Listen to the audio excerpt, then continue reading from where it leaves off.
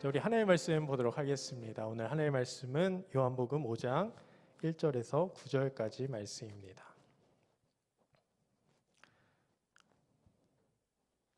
요한복음 5장 1절에서 9절까지 말씀입니다. 우리 한 절씩 교독하고 마지막에 합독하도록 하겠습니다. 제가 먼저 1절 읽도록 하겠습니다. 그 후에 유대인의 명절이 되어 예수께서 예루살렘으로 올라가시니라.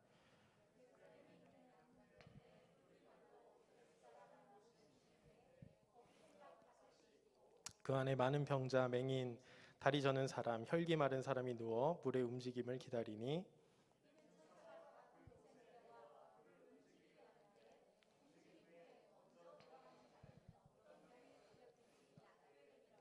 거기 38해 된 병자가 있더라.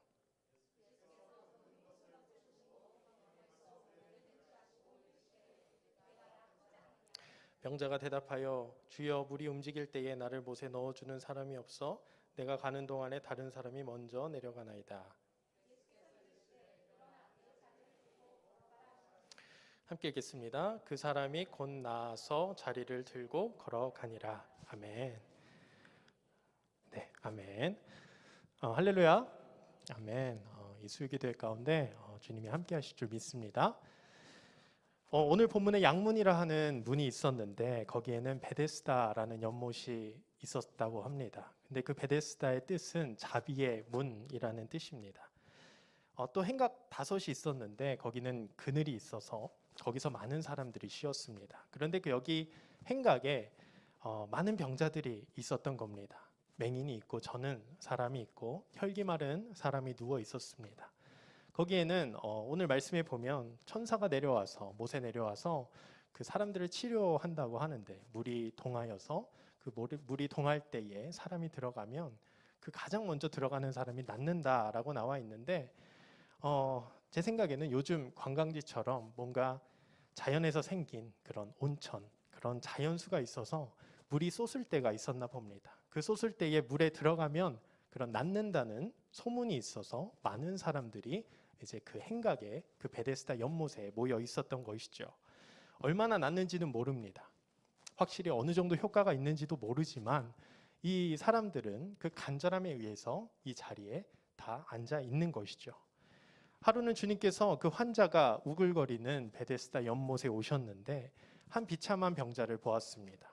물론 거기에 있는 사람들은 모두 비참했을 것입니다.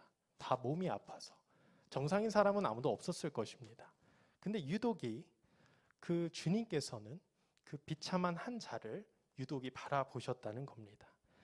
베데스다 연못까지 왔다는 것은 그동안 이 병을 치료하기 위해서 부단히 노력했다는 것입니다. 여러분, 나는 자연인이다 라는 프로그램 아시나요?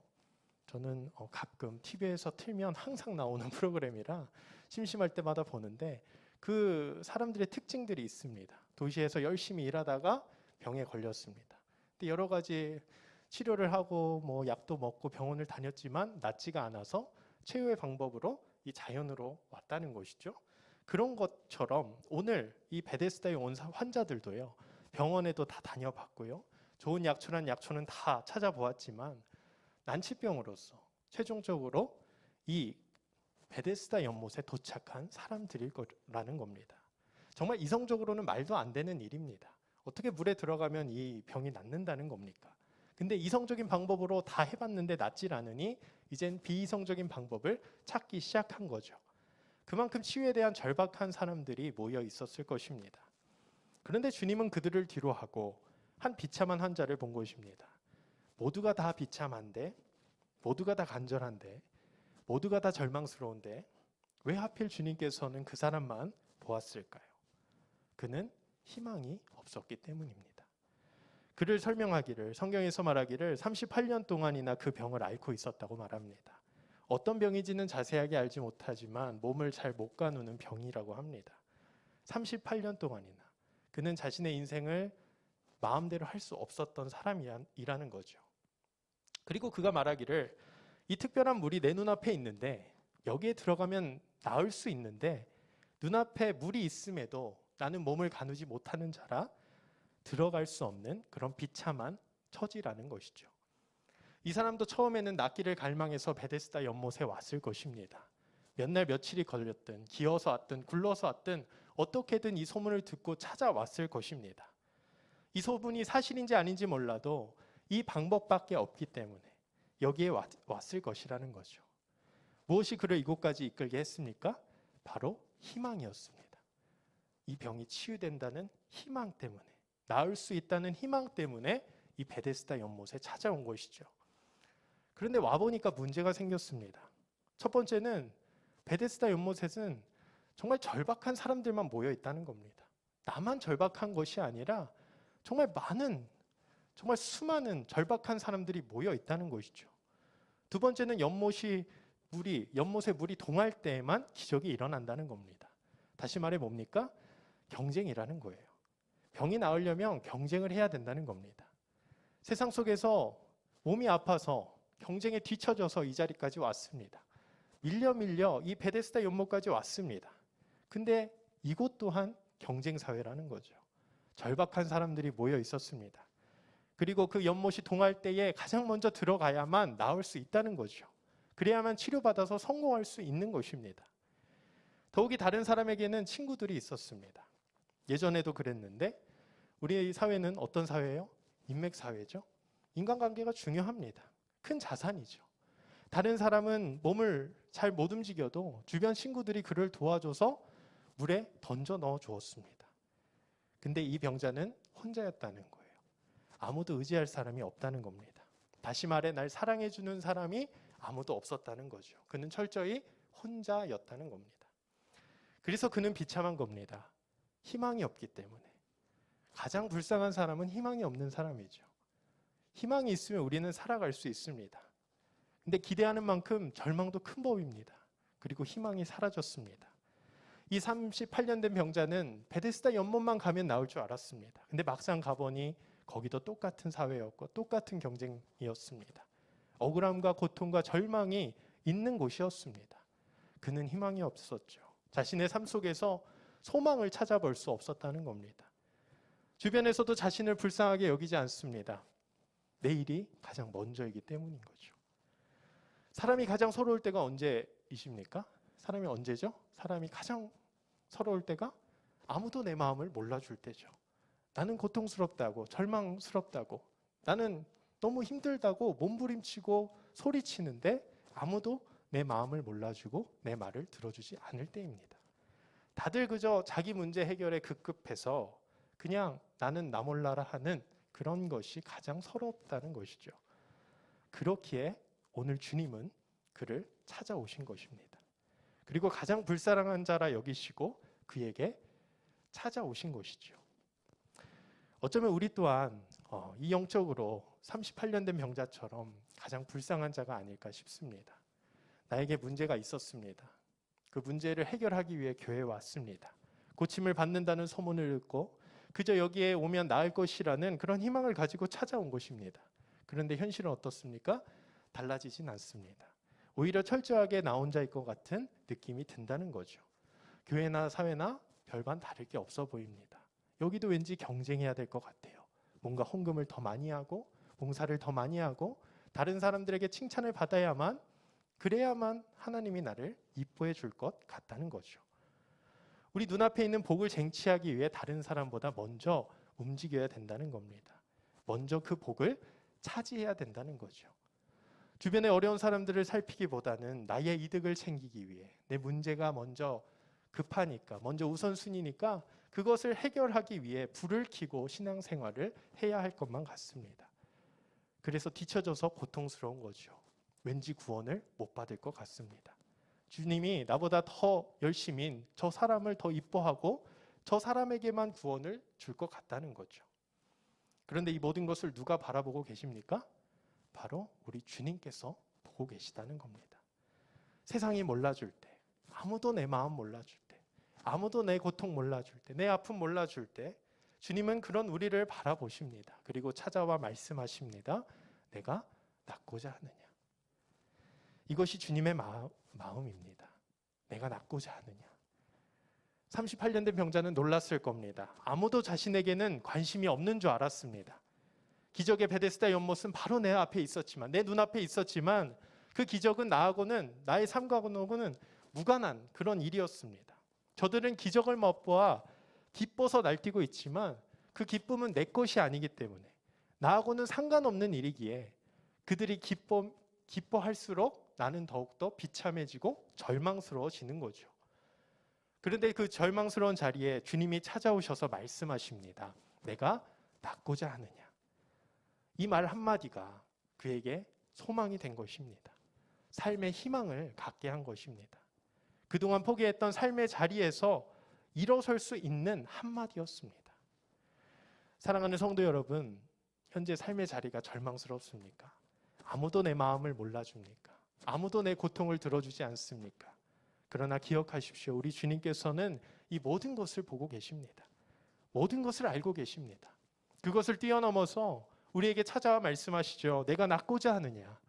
이 주님의 마음, 이 주님의 사랑을 오늘 이 밤에 깨닫기를 소망합니다. 그동안 지쳐서 포기하고 있던 각자의 문제가 있을 것입니다. 너무 영적인 침체가 깊어져서 그런 만성적인 그런 신앙생활을 하고 있다면 이 말씀이 우리의 심령을 흔들어 깨우길 소망합니다. 주님은 우리의 소망이 되십니다. 희망이 되어 주십니다. 그래서 시편 기자는 가장 힘들고 고통스러울 때에, 절망스러울 때에 이렇게 말합니다. 우리 시편 말씀을 우리 함께 읽도록 하겠습니다. 시작. 내 영혼아, 내가 어찌하여 낙심하며 어찌하여 내 속에서 불안해하는가. 너는 하나님께 소망을 두라. 나는 그가 나타나 도우심으로 말미암아 내 하나님을 여전히 찬송하리로다. 아멘. 하나님께 소망을 두라는 것이죠. 자신의 영혼에게 선포해야 하는 것입니다. 우리 주님은 우리를 가만히 내버려 두시지 않습니다. 하나님께 나아가면 우리 삶 가운데 소망이 생기는 것입니다. 우리 주님은 절대로 우리를 고아처럼 내버려 두시지 않습니다. 지금 혼자 있는 것 같아도 외롭고 이 고독한 그 심령에 주님은 찾아오셔서 말씀하십니다. 내가 낫고자 하느냐. 이 주님의 마음을 오늘 깨닫기를 소망합니다. 이 소망을 가지고 주님께로 나아가길 소망합니다. 주님은 우리를 사랑하시고 지금도 우리를 지켜보고 계십니다. 우리의 아픔을 아십니다. 우리의 눈물을 아십니다. 그 모든 것을 아시고 그 나를 사랑하시는 그 주님께서 이 밤에 우리에게 찾아와 주시는 것이죠. 그렇게 죽어가고 있던, 그렇게 삶의 의미를 찾을 수 없었던 이 38년 된 병자는 생기를 얻습니다. 그리고 하소연을 하기 시작합니다. 주여, 물이 움직일 때에 나를 못에 넣어주는 사람이 없어서 내가 이곳에 있나이다. 내가 가는 동안에 다른 사람이 먼저 내려가나이다. 억울한 것이죠. 그동안은 너무 만성적이어서 그냥 포기하고 있었습니다. 그냥 내 눈앞에 기적은 일어나지만 나하고는 상관없는 일이기 때문에 그냥 포기하고 있었어요. 희망이 없었습니다. 근데 주님이 찾아오셔서 내가 낫기를 원하느냐. 그 병자에게 한마디를 하는 순간 그 한마디가 그 병자에게는 희망이 된 것입니다. 희망이 보이니 억울함을 토로하는 것이죠. 다시 희망찬 눈빛으로 말합니다. 저는 억울합니다, 주님. 나는 억울해요. 이 병은 내가 잘못한 것도 아닙니다. 나는 힘들어요, 괴로워요. 그런데 아무도 내 마음을 몰라줍니다. 내가 그렇게 힘들다고 외쳤지만 다른 사람들은 자신의 문제를 해결하기에 급급합니다. 그래서 제가 여태껏 이렇게 살았습니다. 정말 병자로서 38년 동안 그냥 이 자리에 앉아 있었다는 거예요. 저 좀 도와주십시오. 저 좀 도와주세요. 나를 못에다 옮겨놔 주십시오. 하소연하는 것이죠. 우리에게는 자존심이라는 게 있습니다. 사람마다 한 가지씩은 다 있습니다. 뭔지 건드리면 안 되는, 건드리면 폭발할 것 같은 그런 부분이 한 가지씩은 있죠. 그러나 우리 주님께는 우리의 자존심을 세워서는 안 됩니다. 숨겨서는 안 됩니다. 우리 주님은 우리의 형편을 모두 아시기 때문이죠. 우리의 눈, 코, 입을 지으시고 예레미야의 고백처럼 모태부터 나라 하시는 그 주님, 그 나라 하시는 그 주님, 우리는 그 주님을 우린 바라봐야 하는 것입니다. 여러분, 저도 이제야 깨닫는데 제가 저희 어머니께 청소년기 때 거짓말을 그래도 했습니다. 많이는 하지 않았지만 거짓말을 그래도 꽤 했어요. 그때는 잘 넘어가는 줄 알았습니다. 근데 지금 생각해 보니까 다 알면서도 그냥 넘어가시는 거더라고요. 우리 주님도 마찬가지입니다. 모든 것을 아십니다. 그 주님께 우리가 뭘 숨길 수 있겠습니까? 아무것도 숨길 수 없다는 것이죠. 그저 내 모습 그대로 사랑하시는 그 주님을 우리는 바라봐야 됩니다. 우리 청소년들을 보면 항상 자신을 미워하고 원망하는 이들이 참 많습니다. 특히나 자존감이 낮은 친구들이 굉장히 많습니다. 그런 친구들이 특징이 뭡니까? 자신을 욕한다는 거죠. 자기 자신을 욕합니다. 그의 입에서 나오는 첫 마디는 욕이라는 겁니다. 내 자신을 바라보면 싫은 거죠. 거울을 바라보면 왜 이렇게 눈이 삐뚤어졌는지, 내 친구는 똑바로인데 왜 나는 코가 이렇게 삐뚤어졌는지 다 마음에 안 든다는 거죠. 자존감이 낮아서 내가 싫어진 거죠. 그러니 나를 원망하고 나에 대해서 내 자신에게 욕을 한다는 겁니다. 친구들이 나를 싫어할까 봐 조마조마합니다. 내 자신이 마음에 들지 않기 때문에 불안하고 초조한 거죠. 나를 사랑하지 않기 때문입니다. 그러나 있는 그대로의 나를 사랑하시는 주님을 만나면 이야기는 달라지는 겁니다. 내 모습 이대로 사랑하시는 주님을 만나면 주변의 것이 보이지 않습니다. 다른 사람이 보이지 않습니다. 다른 사람과 비교하지 않습니다. 그러다 보니 지금 있는 그대로의 내 모습이 사랑스러운 것이죠. 우리도 마찬가지입니다. 내 모습 그대로 사랑하시는 그 주님께 자존감을 모두 버리고 자존심을 모두 버리고 나아가야 하는 것이죠. 화장하고 옷무새를 갖추고 가면을 쓰고 나아가는 것이 아닙니다. 요즘 시대를 페르소나 시대라고 합니다. 페르소나가 뭐죠? 고대 그리스의 그런 연극 할 때 쓰던 가면입니다. 우리는 장소에 따라서, 그 역할에 따라서, 직장에 따라서, 가정에 따라서, 여러 가지 환경에 따라서 우리는 수많은 가면을 쓰고 돌아다닌다는 거죠. 그래서 우리는 페르소나의 시대, 여러 가지 그런 자신의 그런 캐릭터를 갖고 있는 그런 시대를 말하는 것이죠. 그러나 주님께 나아갈 때만큼은 이 모든 가면을 벗어 던져야 합니다. 있는 그대로의 모습, 물론 추할 수 있습니다. 세련되지 않은 모습이죠. 가공되지 않고 추악하고 더러운 모습이죠. 비참한 문제죠. 남들이 알지 않았으면 좋겠는 그런 문제들일 것입니다. 근데 이 문제들을 그냥 있는 그대로의 모습으로 우리 주님께 나아가야 하는 것이죠. 오늘 이 38년 된 병자는 주변의 시선을 의식하지 않았습니다. 그는 희망을 보았기 때문이죠. 다른 것이 이제 보이지 않았습니다. 자존심 따위는 이제는 상관없었습니다. 마지막 남은 자존심을 고집하지 않았습니다. 모든 것을 다 내려놓고 주님께로 나아갔습니다. 주님, 나를 도와주십시오. 나를 물에다 옮겨주십시오. 모든 자존심을 버리고 외쳤다는 거예요. 내가 낳고자 하느냐? 그 말씀하신 그 주님의 한마디에 희망을 보았고, 그 병자는 모든 자존심을 버리고 가공되지 않은 그런 비참한 문제들, 그 절망스러운 문제들을 있는 그대로 주님께 가져갔다는 겁니다. 우리 모든 자존심을 버리고 이 모든 문제를 있는 그대로 우리 주님께 가져갈 때 우리 주님께서는 우리에게 복 주실 줄 믿습니다.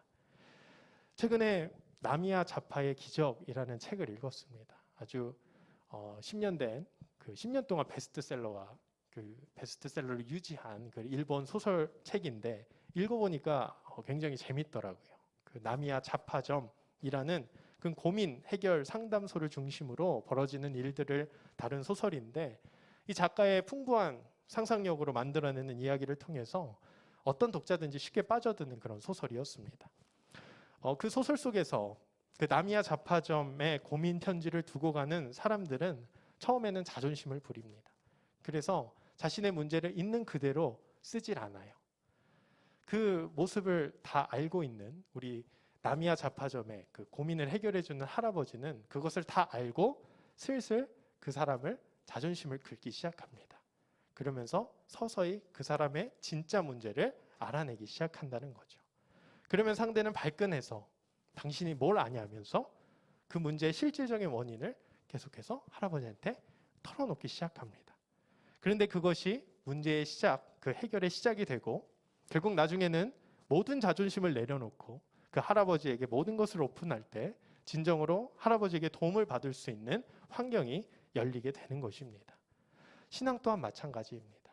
상담도 이런데 신앙도 마찬가지죠. 그냥 형식적으로, 그저 습관적으로 교회에 온다면 우리의 문제는 해결되지 않습니다. 자존심을 버리는 겁니다. 진짜 나의 문제, 진짜 부끄러운 문제를 주님께 가지고 나와야 하는 것이죠. 우리 주님도 항상 그 문제를 해결해 주시기 전에 물어봅니다. 내 소원이 무엇이냐? 성경에서 여러 번 물어봅니다. 정말 주님이 몰라서 물어보셨을까요? 그렇지 않다는 거죠. 정말 38년 된 병자에게 너가 낫기를 원하는지 알고 싶어서 물어본 것일까요? 아니겠죠. 그것은 기만입니다. 우리 주님은 다 아십니다. 우리의 모든 것을 다 알고 계세요. 그러나 말씀하십니다. 내가 낫고자 하느냐? 이렇게 물어볼 수 있는 이유가 뭡니까? 그 문제를 해결할 수 있는 능력이 있기 때문입니다. 우리도 물어볼 수 있겠죠. 그 병자에게 내가 낫고자 하느냐? 물어볼 수는 있는데 선뜻 말을 할 수 없는 이유가 뭔가요? 우리에게 능력이 없기 때문입니다. 그 문제를 어떻게 해결합니까? 감당할 수 없는 것이죠. 근데 주님은 당당하게 말씀하십니다. 내가 낫고자 하느냐? 주님은 그 병자를 일으켜 세울 수 있는 능력을, 충분한 능력을 갖고 계시기 때문이죠. 우리도 이 주님의 말씀에 응답하길 원합니다. 내가 낫고자 하느냐? 우리 주님께서는 전능하신 분입니다. 능력이 있으신 분입니다. 우리는 그 물음에 우리는 대답해야 할 것입니다. 그저 형식적으로 자존심을 세워서 신앙생활을 하는 것이 아닙니다. 우리의 능력 되시고 그 전능하신 주님께 우리는 모든 것을 걸고 나아가야 한다는 것이죠. 주님, 내가 낫기를 원합니다. 주님, 내가 고침받기를 원합니다. 원인도 모르겠고 치료 방법도 모르겠습니다. 어디서부터 잘못됐는지 모르겠습니다. 이 고통스러운 나의 병이 치료받기를 원합니다. 남들은 다 괜찮다고 생각합니다. 근데 제 자신을 바라볼 때에 내 안에 추악함이 있습니다. 내 안에 절박함이 있습니다. 이젠 더 이상 내 안에 골마 터져서 이 병이 정말 병인지도 모르는 그런 무언가, 정말 치료할 수도 없고 정말 해결할 수도 없는 그런 문제들이 내 안에 있습니다. 주님, 나를 치료하여 주시옵소서. 내가 낫기를 원합니다. 모든 자존심을 버리고 우리 주님께 나아가야 할 것입니다. 이 대답을 들은 주님은 어떻게 하십니까? 놀라운 일을 행하시죠. 병자는 단순히 이 사람이 자신을 물에 옮겨 놓을 거라고 생각했을 것입니다. 그런데 주님께서는 어떻습니까? 그보다 더 큰 일을 행하셨다는 거죠. 내가 낫고자 하느냐?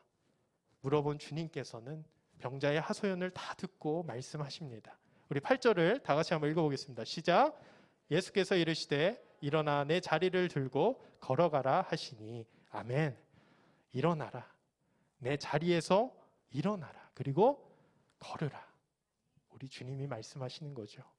사랑하는 성도 여러분, 그 자리에서 일어나시기 바랍니다. 오늘도 우리 주님은 말씀하십니다. 일어나라. 그 삶의 자리, 지치고 힘든 자리, 고통스러운 자리, 절망스러운 자리, 우리는 일어나야 됩니다. 그런데 이것이 쉽나요? 쉽지가 않죠. 너무 힘들죠. 이런 말은 누구나 하죠. 힘내서 일어나십시오. 힘내십시오. 그 절망스러운 자리에서 일어나십시오. 누구나 다 합니다. 미래를 향해 전진하십시오. 지금 앉아있을 때가 아닙니다. 일어나서 뛰어가십시오. 그러나 우리의 무너진 마음은 쉽게 일어서지 못한다는 것입니다. 이것이 문제라는 거죠. 제가 3년 전에 우리 여기 고등학교 졸업한 친구를 제가 아직까지도 연락해서 만나는데 그 친구는 우울증이 너무 심해서 병원에서 상담받고 약을 먹고 있는 상태였습니다. 그리고 그 친구가 가장 힘든 부분은 무기력함이라고 합니다. 아무것도 하기 싫다고. 19살밖에 되지 않았는데 아무것도 하기 싫대요. 무기력하대요. 근데 제가 봤을 때는 그 친구는 굉장히 능력이 있는 친구였습니다. 그리고 얼굴이 잘생겼어요. 그리고 심지어 키도 188인가 그랬습니다. 여자친구도 있는 상태였어요. 저는 고등학교까지 모쏠이었거든요. 어떻게 사귀는지 모르겠어요. 고등학교 때 어떻게 사귀는지 모르겠는데 그 친구는 모든 걸 제가 봤을 때는 제가 19살 때 저를 돌아봤을 때 모든 것을 다 가진 그런 친구였는데 자기는 무기력하대요. 자기는 우울하대요. 죽고 싶답니다. 그럼 여러분들은 그 친구에 대해서 뭐라고 얘기할 것 같아요? 그 얘기를 듣고 뭐라고 얘기를 해줄 것 같습니까? 야, 너는 잘났어. 내가 네 나이대로 돌아가고 싶어. 나는 너 나이대로 돌아가면 뭐든지 다 할 수 있을 것 같아. 너는 지금 꿈도 많고 정말 미래가 창창한 애야. 너가 지금 이럴 때가 아니야. 너가 지금 무기력하다고? 야, 살다 보면 더한 일도 있어. 야, 힘들어. 야, 내가 죽고 싶어. 너가 죽고 싶다고? 너 부모님 집에 살잖아. 부모님이 밥 차려주잖아. 용돈 주잖아. 이렇게 얘기하고 싶지 않나요? 근데 제가 그 얘기를 하려는 순간에 그 친구가 그런 얘기를 하더라고요. 저는 이렇게 저한테 꼰대처럼 그렇게 얘기해 주는 사람이 제일 싫다고. 왜냐하면 우울함을 모른다는 거예요. 그 사람은 이 병을 모른다는 겁니다. 이 우울증을 겪어보면 정말 아무것도 하기 싫은 거를 정말 이게 병이라는 자체를 모르기 때문에 하는 얘기라는 거예요. 그러니까 본인도 그렇게 말이 쉬웠으면 그렇게 했겠다고 하더라고요. 지금 근데 제가 왜 그 큰 돈을 들여서 병원을 가고 약을 먹고 상담을 받고 있는지 그걸 전혀 모르고 있으니까 그런 엉뚱한 얘기는 하고 있다고 저한테 얘기를 하더라고요. 그래서 저는 입을 딱 막고 그때부터 공감해주고 시작했습니다. 공감이 다 안 되지만 막 얘기를 하고 싶지만 꾹꾹 참고 그저 그냥 들어주기만 했다는 겁니다. 저는 정신이 번쩍 들었습니다. 저도 안타까워서 그 얘기를 하고 싶었던 건데 그 얘기가 가장 싫다니. 그때부터 계속해서 그냥 공감만 해줬다는 겁니다. 하지만 안타까운 것은 사실이죠. 그리고 지금까지도 그 친구는 약을 먹고 무기력하게 그렇게 살아가고 있는 모습을 보면 참으로 마음이 아픕니다. 근데 이 친구한테 필요한 것이 무엇입니까? 의사 선생님의 상담입니까? 처방한 약입니까? 인생의 선배의 조언입니까? 아닙니다. 무엇이 필요한가요? 우리 주님이 필요한 것이죠. 주님을 만나야 되는 겁니다. 일어나 내 자리를 들고 걸어가라. 이 주님의 말씀. 이 말씀은 그냥 인간의 말인가요? 그렇지 않습니다. 우리 하나님 아들의 말씀이십니다. 우리 하나님의 아들께서 우리의 죄를 용서하시고 우리에게 생명을 주신 그 그리스도께서 하신 말씀이라는 겁니다. 단순히 현인이나 세상에서 조금 성공한 사람이 말하는 것이 아닙니다. 무슨 동기를 부여하는 그런 세상의 말이 아니라는 거예요. 이 땅을 창조하시고 지금 이 순간도 통치하시는 그 그리스도께서 내 자리를 들고 걸어가라 말씀하셨다는 겁니다. 우리는 다른 사람의 성공을 바라고 어떻게 그것을 이겨냈는지에만 집착합니다. 그것만 집중합니다. 근데 그런 것이 아니라 이 하나님의 아들 예수 그리스도를 만나는 것에 우리는 초점을 맞춰야 된다는 거죠. 그분이 누구인지 알아가는 겁니다. 그분이 누구인지 믿는 겁니다. 단순히 일어나서 더 열심히 일하고 인간적인 방법으로 최선을 다해서 삶을 일구는 것에 집중하는 것이 아닙니다. 단순히 주님을 이용해서 그 베데스다 연못에 가장 먼저 들어가려고 발버둥 치는 삶이 아니라 그분께서 누구인지 나에게 어떤 분인지 우리는 계속해서 알아가야 한다는 것이죠. 요한복음 6장 35절에 주님은 말씀하십니다. 함께 읽겠습니다. 시작. 나는 생명의 떡이니 내게 오는 자는 결코 줄이지 아니할 터이요 나를 믿는 자는 영원히 목마르지 아니하리라. 아멘.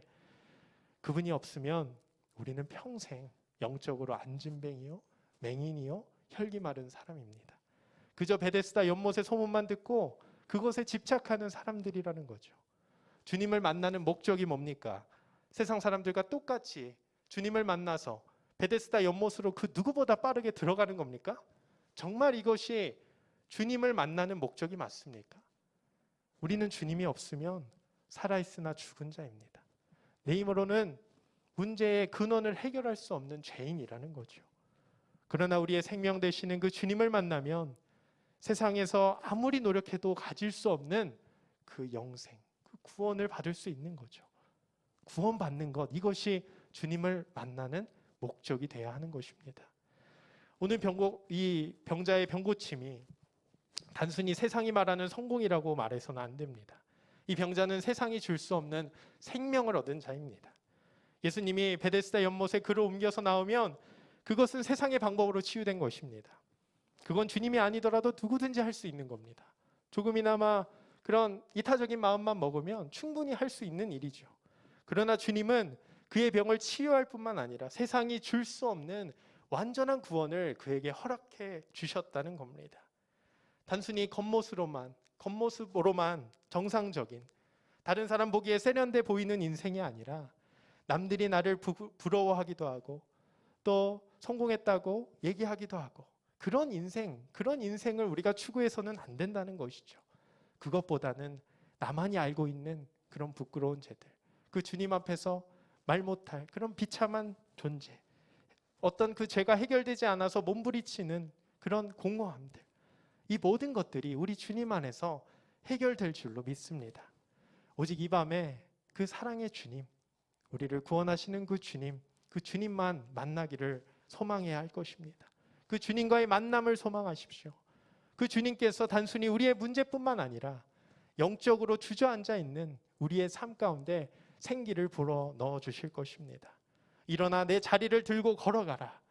우리를 죄 가운데서 구원하여 영원한 생명의 길로 우리 주님께서 인도해 주실 줄 믿습니다. 그 주님만을 바라보며 이 삶의 자리에서 믿음으로 정말 영적으로 승리하여 일어나 내 자리를 들고 걸어가는 우리 모두가 되기를 주님의 이름으로 축복합니다.